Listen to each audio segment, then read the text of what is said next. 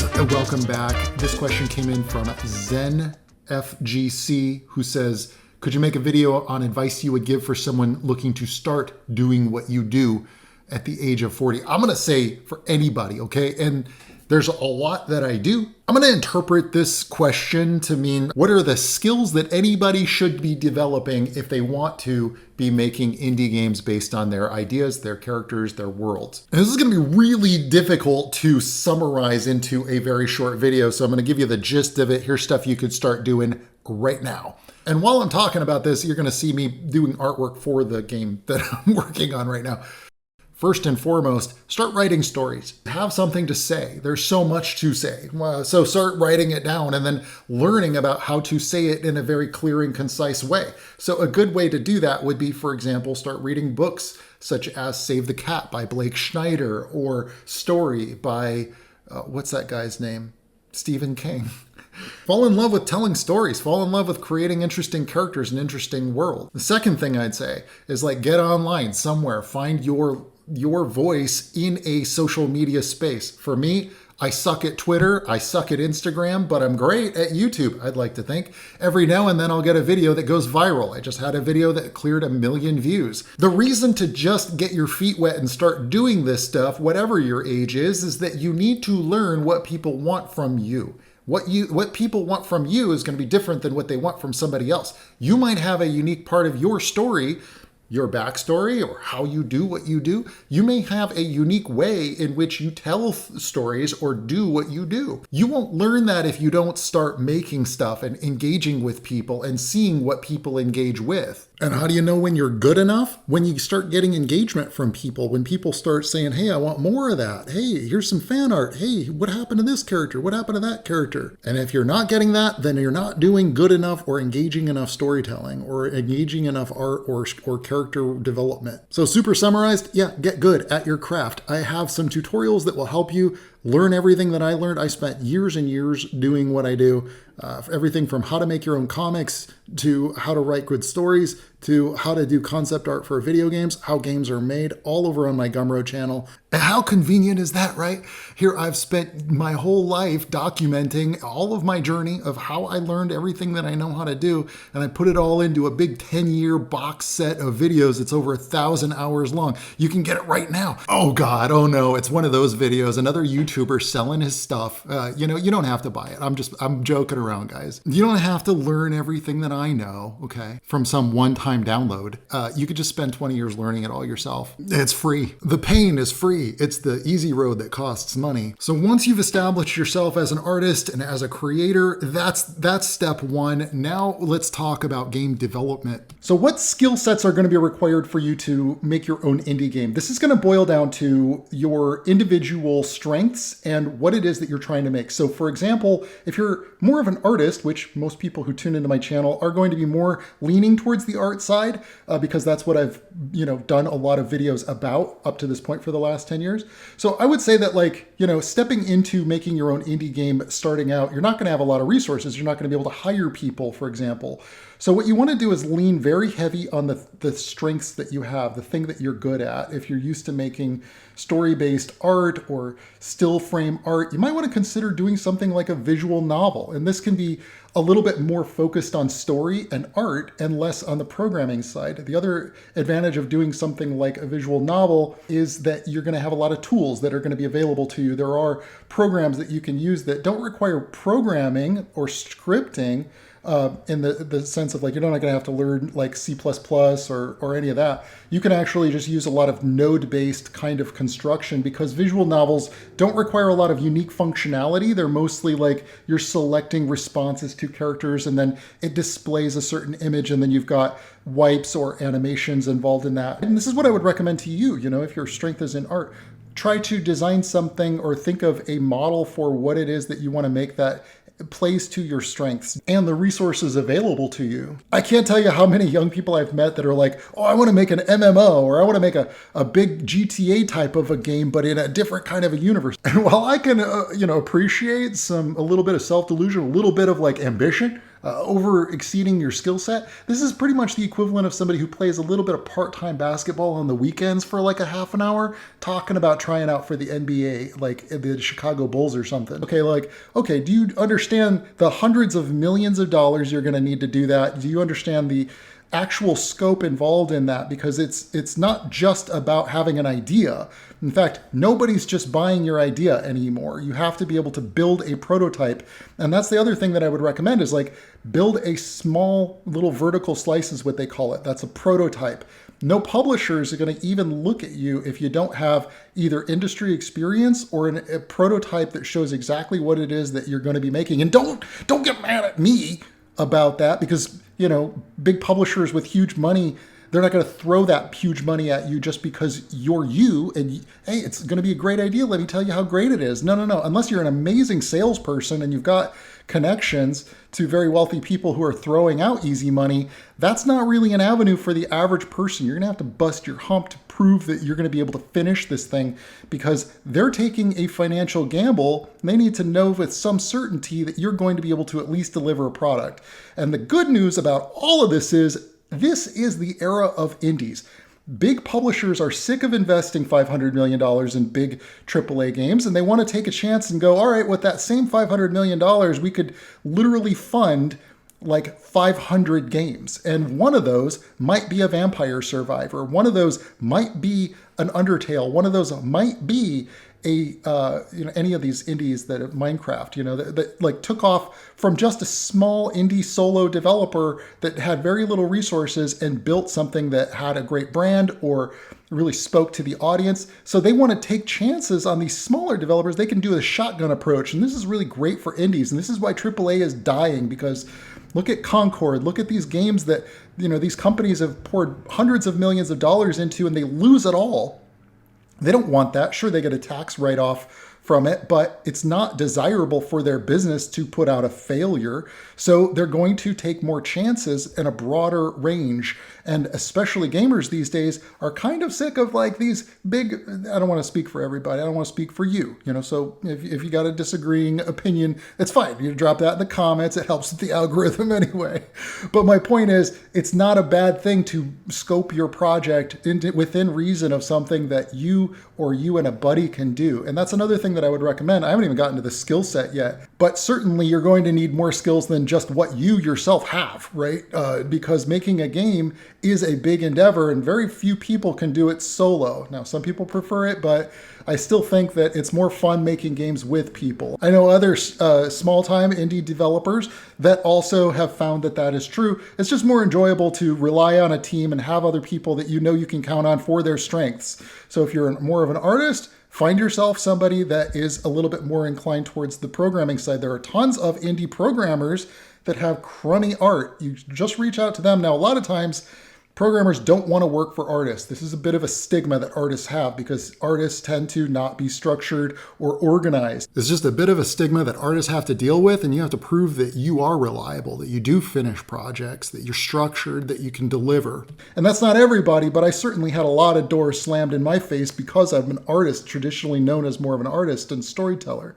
That's not enough sometimes. They need to know for certain that you're not going to get your ideas out of control and the budget balloons out. You don't want to create a money pit for any publisher. You want to give them certainty every step of the way that you're working within the bounds of a schedule. Scheduling a project is a big ordeal, planning out like how you would envision the full scope of your project. It helps if you have a script. It helps that if you have a completed gray box version of your whole game of, something that you could play through, and even if it doesn't have the art finished or a lot of the gameplay features finished, but you could play through the whole thing. And this ties into what I was saying before, which is always, when you're doing something new, make it very small in scope. My first indie game was only, I think, 20 stages, and it was kind of like a Meat Boy type of a game. It's called Aikida. You can get it over on Steam for just a couple of bucks. I appreciate that. And it was basically me learning to program. I was tired of trying to hire programmers and then ultimately finding that I wasn't compatible with those particular programmers, or they weren't compatible with me, or I just couldn't afford the cost every month of paying somebody. So I was like, I'm just going to like teach myself to program. So I made my own first indie solo game project and put it up on Steam so I could learn. And that opened up doors to more opportunities in the future. So for example, we would not have a publishing deal with Gravity Games, whom I love working with. We would not have this situation if I did not make that Aikida indie project that was super small in scope, didn't particularly make a lot of money, but it was a completed project. I'm not just a daydream Johnny in the eyes of a publisher, a potential investor. I'm somebody that finishes things, even if I don't have a lot of resources. And that's what you want to convey. That's what you want to prove, if not to a publisher, then to yourself. My point being that you're going to have some mistakes. You're going to have some roadblocks. You're going to run into some challenges you've never faced before. And you have to have that ability to kind of get frustrated, beaten down, and then frustrated again, and then beaten down. And then you get a little win, and that's so celebrated that you're just like, yeah, that's worth it, you know? And I think that there's a kind of personality type that just, you have to have that willingness to make mistakes and grow from those mistakes and not see them as roadblocks that would stop you from progressing or continuing on. So even when your game doesn't make a lot of money because you just put it up on itch.io or whatever, then you still have to enjoy the process enough that you want to keep trying, and you're so fascinated with the process itself and so in love with the process itself of learning how state machines work, or learning how to design enemies, or learning about player psychology, or learning about how to control the flow of gameplay, or learning how to dissect and analyze fixing bugs and organizing a structured development schedule that keeps you on track and doesn't balloon out to be, you know, a 3-month project turning into 2 years. You know, being able to do that and finish is so essential for your skill set to making indie games and making a career as an indie game developer. And this is something that, sure, you could do it while you're, you know, working a normal job, and this is just something you're doing on your side time, but it's going to be really, really difficult because the demands of making a game are far more than what people understand, especially if you're doing multi-languages. We're just learning this in the development of Twilight Monk. It's like, I didn't schedule for the extra month that it's going to take to go through every line of dialogue in the whole game in every language. We're shipping this game in 12 languages, and we have to make sure that the length of text does not go outside of the graphic that we've created. And that's not something that everybody can handle. Like, that's not the fun part of making games. That's the tedious part. It's so frustrating. But it has to be done. Otherwise, you know, your Spanish audience is going to pan the game on Steam, and you're going to get negative reviews, and you're going to get destroyed, and you're not going to want to make any more. You're not going to want to do it. And there's a lot of things that I'm discovering from the game's development where I'm like, man, I really wish I could just do the story and art. I really miss doing that. You know, and that's a big part of it, but it's not all of it. It's not everything, because there's also the skill set involved in that, the world building. My goodness, and that's the most fun part to me. Not to mention how difficult it is to find people who are willing to do these unfun things for pay, because many, many people are just tuning out from wanting to do hard work. They want to do the fun thing. They want to do the thing that I want to do too. And so so I get it. I understand it. But it is really difficult as a manager or as an indie game developer to find people who are reliable, who can follow through with not just a standard quality, but an exceptional quality, that they would care about it as if it's their own. And I'm very fortunate. I'm very lucky that throughout my years, I've met several people, and those are the people that I get to work with. I get to work with my dream team of people that I know are reliable, but to get there, I had to go through running an art house for 10 years. And so that could very rapidly become part of the required skill set to run an indie game studio. You need to understand the psychology of creatives. So skill in management becomes a very important part of running an indie game studio, as does managing the finances. This is a skill set. You know, if you can't manage your own finances, how are you going to manage the budget of milestone payments from a publisher? The illusion that many people have is that once you get a publisher, your financial problems are over. No, not at all. You have milestones, and if you don't deliver, if your team doesn't deliver what's required in those milestones that you expected and anticipated based on your script, you wrote it yourself, Your milestones, if you don't deliver those things, then you don't get that milestone payment, which means your employees don't get paid. And that's, not good. You don't want to be in a situation where you're telling your team you can't pay them. That would be terrible business. But as the head of an indie game studio, that is your responsibility. So you got to develop that skill of being able to manage your finances, work within a budget, a frugal budget. I'm very fortunate that I developed a very frugal budget. I've talked about it for years here on my YouTube channel. I don't like to have debt. I don't like to overspend. I'm always planning for a storm. I'm always planning for a slow season. And I can guarantee with certainty that if somebody works even 1 hour for Aquatic Moon, that they get paid. That's not something every indie game developer can do. And I've heard a lot of nightmare stories about this. I've experienced nightmare stories where we blew piles of money on promotional stuff. We didn't even have a game yet. That's ridiculous. I was not running that studio and I would never do that. I want to clarify. But I got to learn from watching the mistakes of others that I worked with and partnered with. Managing budgets, negotiating contracts, these are things that most people, don't think of that they would have to deal with that. You just think, I'm going to have this great idea and everybody's going to pave the road in gold for me to make this great idea. And then I'm going to get to be the rockstar visionary guy. And that's just not really anything I've experienced anything like. It's a fight the whole way. And it's the culmination of many, many years of developing skills with people, developing skills with my craft, understanding other people's roles within a project and knowing how to assign people to the parts of the project that are reliant on their strength, building their confidence. And even when it's not necessarily something that you would do, how do you react? Some people who are inexperienced with management are going to react in a way that's like, that's stupid, that sucks. And then they end up losing a really great talent.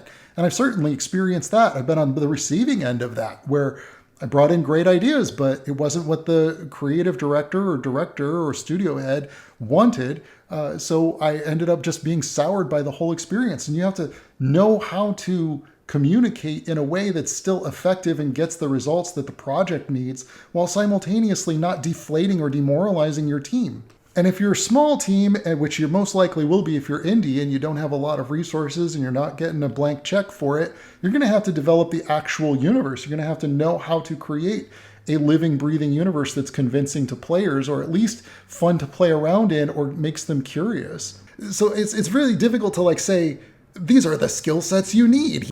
Because obviously, a small 2D RPG maker game is probably going to require a different skill set than, say, a Diablo style 3D game, or, a first person shooter, which doesn't require as much story. Obviously there are the universal ones, being able to schedule projects, being able to take feedback, being able to deploy something and promote it as well. Like being able to go onto a YouTube channel or post on Twitter and analyze how other indies get attention on their games, and then being able to do that yourself. Some people don't have that skill set as well.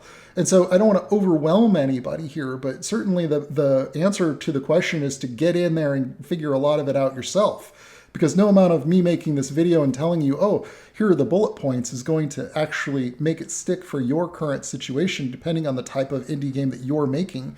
But I certainly would say that most of everything that I said in this video, I have found to be true from experience. And the amount of things I could say about this subject, I could just about squeeze into the Grand Canyon. So I won't overwhelm you too much if this isn't already doing so. But actionable items, here's something you can work on right now. If your dream is to start an indie game studio or start making indie games, go out and pick up Game Maker Studio, or go out and pick up Godot Engine. No, I take that one back. Not Godot. Maybe just stick with Game Maker Studio or like Unity or Unreal. And start following a step-by-step, on Rails tutorial about how to make a basic game. And then you'll learn, I could take the things I learned from that one and I can apply them to the next little project. And it's never really been easier to at least start learning game dev than it is now with things like YouTube. And a lot of creative people who've made games are doing tutorials and workshops on this. And there's a lot of access to the truth of it. The hard part is it's not the glamorous stuff. It's not the flashy stuff. It's not the, I made an Unreal game in a weekend. No. The real value you're going to find is in the stuff that's like, hey, this is a step-by-step course that's going to walk you through the full process, just like what I do with my art lessons. And this is something I found 90% of the people who don't succeed with learning this new skill, any new skill, it's because they don't want to look at the long road. They want to look at the shortcuts. So you have to be willing to look at the longer road and go, well, this is how you do the thing in sort of real-time beginner fundamental lessons. And that's what I did with programming. It was as simple as that. I applied the same thing that I teach in art to programming. And that's how I learned how to do basic programming. And if you wanted to learn how to draw like me and at least get going on this path, I do recommend you check out some of my workshops I have over on my Gumroad channel. It'll teach you how to draw in 20 days. That's not too crazy. From there, you can start to make enough art to make your own indie game, 2D indie game from that alone. I want to encourage you to check out Twilight Monk over on Steam. You can wish list that now, and that does really help with our algorithm. It helps with getting the word out. I appreciate you. I want to help you along in your art journey, your creative career, your creative journey. So please do leave a comment below if there's anything you want to know about game development or art. And that's it for me on this one. Thank you so much for stopping by. Ciao, baby. Oh, yeah.